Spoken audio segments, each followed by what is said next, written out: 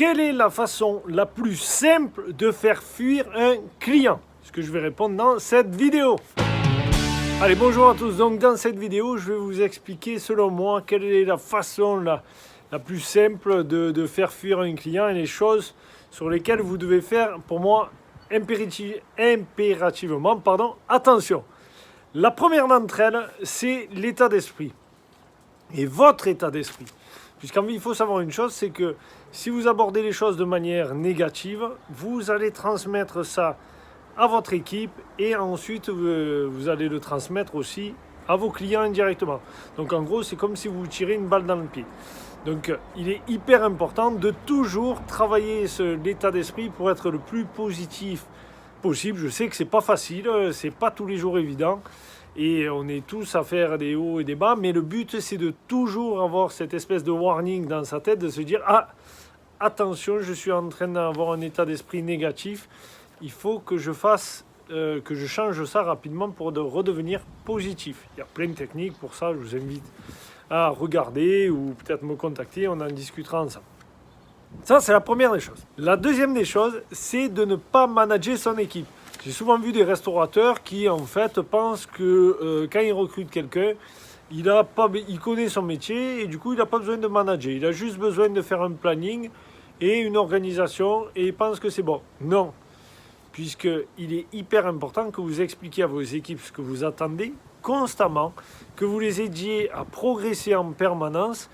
Et tout cela, bien sûr, moi, ce que je conseille, c'est dans une optique plutôt bienveillante. Attention, ça ne veut pas dire qu'à des moments, il ne faut pas recadrer quand la personne déborde. Pour moi, la troisième chose qui peut faire fuir un client, c'est de penser, j'en ai déjà parlé, qu'un restaurant, ce n'est que manger. Non, ce n'est pas que manger un restaurant, c'est plein de choses qui vont avec. Donc il est important de se concentrer sur l'expérience que vous allez faire vivre à vos clients sans se dire, voilà, il suffit juste qu'ils mangent bien, ils seront contents. Non. Ce qui nous amène au quatrième et dernier point pour moi, c'est de ne pas avoir ce qu'on appelle de l'intelligence relationnelle, puisque le relationnel et l'expérience relationnelle que vous faites vivre à vos clients est une chose hyper importante. Prenons un exemple, imaginons que des fois quelqu'un vienne chez vous, à votre restaurant, mange plutôt bien, mais c'est pas top, et le relationnel est pourri. Personne ne va pas revenir. Maintenant, à l'inverse, la personne mange plutôt bien, c'est pas top non plus, mais le relationnel est vraiment top. Il se crée un attachement de dingue et tout. Là, vous allez pouvoir récupérer le client, vous allez pouvoir continuer à le fidéliser. Donc, voyez l'importance ici de l'expérience relationnelle.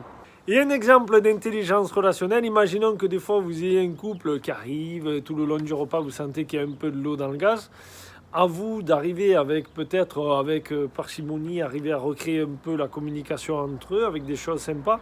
Et imaginons que vous sentiez que c'est hyper compliqué. Moi par exemple, je ferais une sorte de petit jeu à la fin. Je leur mettrais un petit papier, je leur dirais écoutez, si vous êtes capable de m'écrire 10 choses, 10 choses pour lesquelles vous êtes amoureux de la personne face à vous, donc que les deux soient capables de faire ça, je vous offre à tous les deux le café ou je sais pas quoi, un petit dessert ou un truc en plus.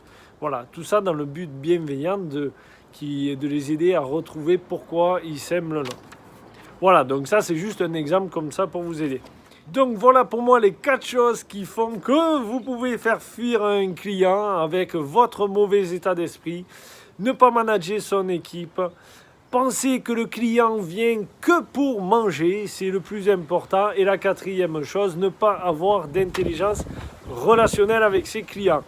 Allez, je vous souhaite à toutes et à tous une bonne soirée et je vous dis à demain. Ciao, ciao.